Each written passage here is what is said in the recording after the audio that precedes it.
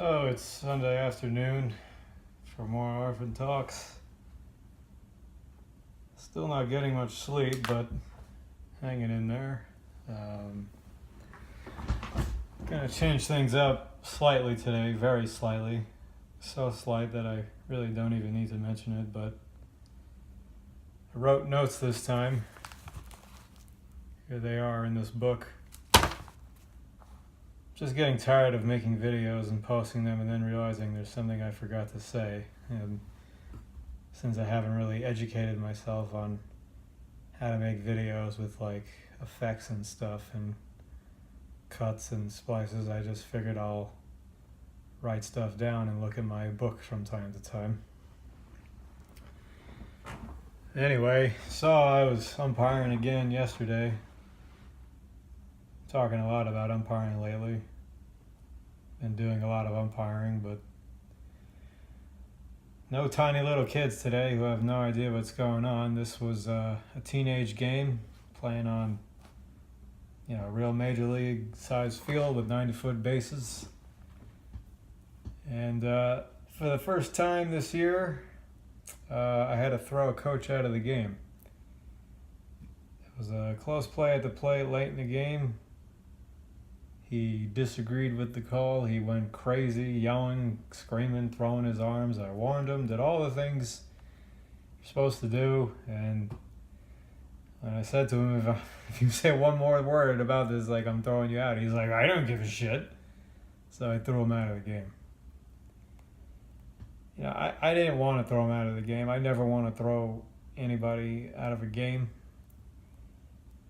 I've seen a lot of umpires on the field and just at the meetings we have to go to. There's so much drama with the umpires.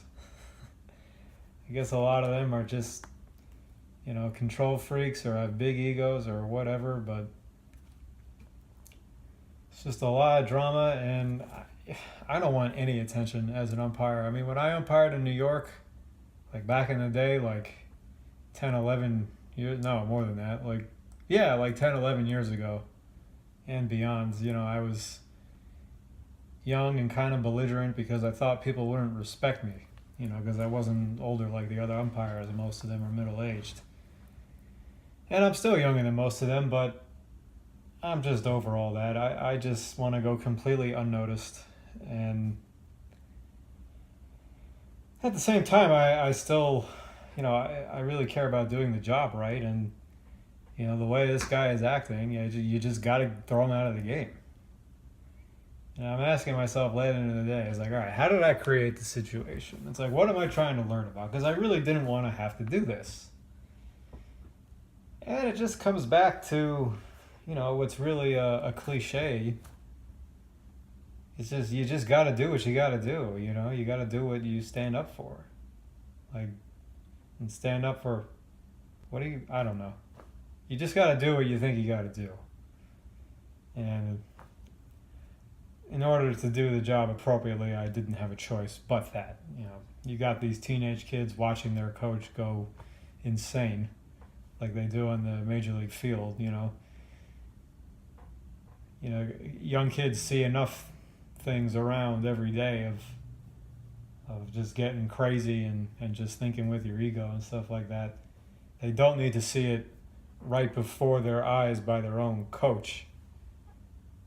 You got to make an example of it so the kids see. It's like, okay, I don't want to get thrown out of the game. If I go crazy, I'm going to get thrown out of the game. So it's important they see how things are done. There's a lot of jobs that are thankless, and umpiring is certainly one of them. I can't comment what it's like to be like a food server or a customer service rep or anything like that. But what I can tell you is that umpiring is like, you have nobody to turn to. You don't have like a supervisor you can go get. You don't have someone who you can just sort of send the customer off to, and they can more or less say whatever they want. Like, you can't get security. There's just a lot of things you can't do. Now, usually you have a partner umpire, and sometimes there's like a field director there, but not always, and sometimes you umpire the game alone. And, you deal with a lot of people hating you, and it's just part of the job. People are just trying to get calls and stuff.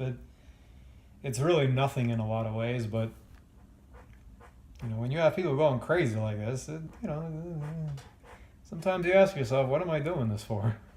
You just feel underappreciated and not interested. But yeah, I really love baseball, and I umpire because it's a way to stay in the game, and I just like to be on the field. I like being around baseball fields. I know a lot of people, they get really touched by the mountains and the ocean and the beach and trees, and I like all that stuff too. But I guess to some degree, my feelings towards those things is, while they're great, I still kind of just think like, all right, I saw the mountain. Can I go now? Can we go? And I guess maybe that's how a lot of people feel towards baseball, and that's whatever. There's no right and wrong. But like, the way a lot of people feel about nature and stuff like that is how I feel about looking at a baseball field. And that's why I'm out there.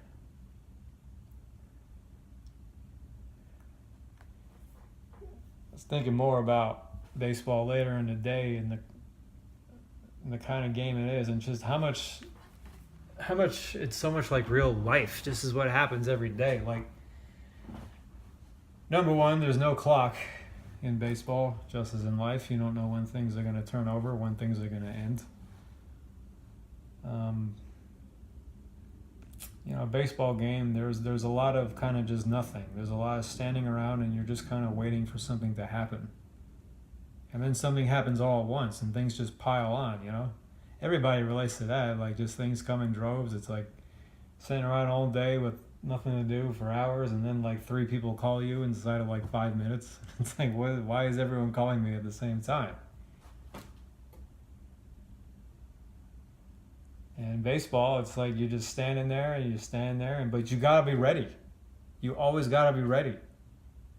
You could be out there in right field for 2 hours and not see any action. Then the rally's building up, the other team's got runners on, then they hit 2 balls to you, back to back. You gotta be ready.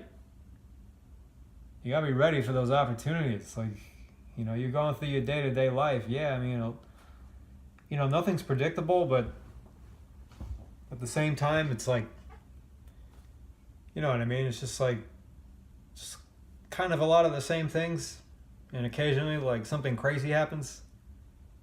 That's baseball. It's a lot of the same things, and occasionally something crazy happens. And you gotta be ready.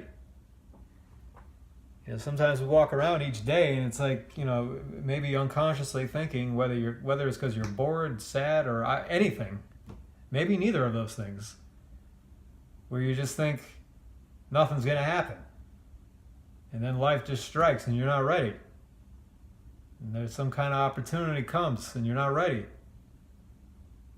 You just end up feeling stupid. It's like opportunities just come and they pass when you're not ready. That's when you see guys make mistakes in baseball games. I feel like you see some really just totally just sort of pathetic mental mistakes occur in baseball games that don't quite so much happen in the other sports, because there's just so much start and stop with baseball, and it's kind of like constantly just waiting and waiting. You're just out in the field with your glove down, or you're just in the dugout watching, You're just waiting on the bench all day, and you've got to be focused. If you're playing on the bench, if you're just sitting on the bench, you still have to be as into the game as everybody who's playing. Because you might be put into the game, and if you're not ready mentally, you're not going to be able to perform as well as you would if you were in it mentally. So you just always got to be ready. I'm trying to read my handwriting here.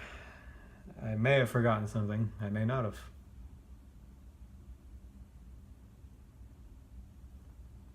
I think I got everything. So, yeah, it's just a simple reminder to just remember, nothing's predictable. Just be ready for those streaks. Be ready for your opportunities. So so they don't pass you by. Orphan Talks, signing off.